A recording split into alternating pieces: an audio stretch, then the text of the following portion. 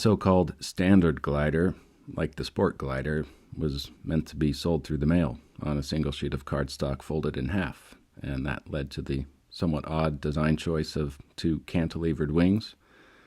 As you can imagine, the wing root area was pretty weak. It needed a redesign and came up with, well, the design you're seeing here, obviously. Longer wingspan, slightly larger tail, and modified fuselage, as well as a heavier paperclip.